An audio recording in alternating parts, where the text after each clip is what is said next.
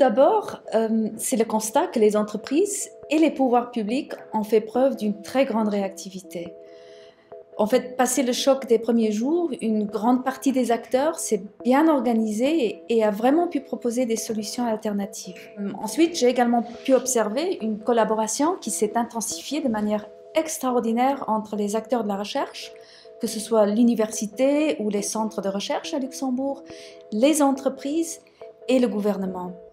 Vraiment un bel exemple de réactivité et de partage d'idées qui a contribué à apporter des réponses à la crise. Puis du côté des entreprises, je vois trois grandes catégories. Tout d'abord, il y a les entreprises dont les produits et les services existants ont encore été davantage requis dans cette période de crise. Puis, il y a les entreprises qui ont su, à partir de leurs compétences spécifiques, proposer des nouvelles solutions.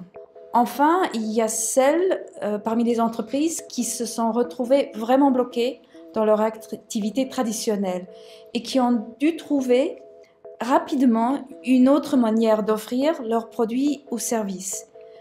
C'est typiquement le cas dans la restauration et le commerce. En tant qu'Agence nationale de l'innovation, nous nous sommes concentrés sur les changements à mettre en œuvre dans les comportements, les habitudes des entreprises.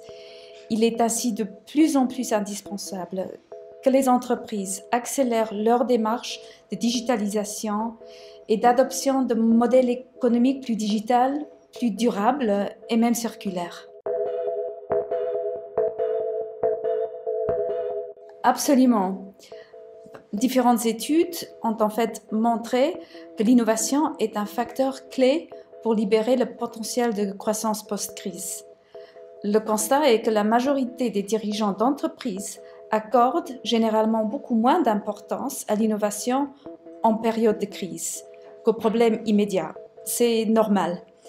Mais les précédentes crises, notamment celle de 2008, ont montré que ce sont justement les entreprises qui ont le plus investi dans l'innovation dans ces temps difficiles qui sont ensuite les plus performantes au moment de la reprise des activités. C'est un fait. C'est pourquoi nous avons lancé le programme Fit for Resilience, par exemple, avec le ministère de l'Économie.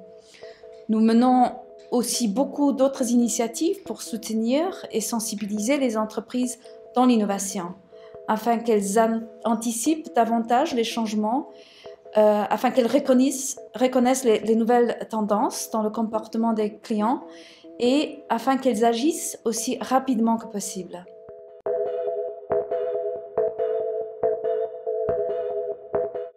Oui, en effet, notre ambition est de guider les entreprises vers une démarche de ce qu'on appelle Business Model Innovation. Selon les secteurs d'activité, les business models existants ont été différemment impactés par la crise et nous devons, avec les entreprises, identifier de nouveaux modèles qui sont prometteurs dans leur domaine spécifique. C'est pour cette raison que nous allons prochainement lancer des activités de sensibilisation autour de cette thématique de Business Model Innovation et nous espérons que des acteurs spécialisés dans la formation s'emparent également du sujet.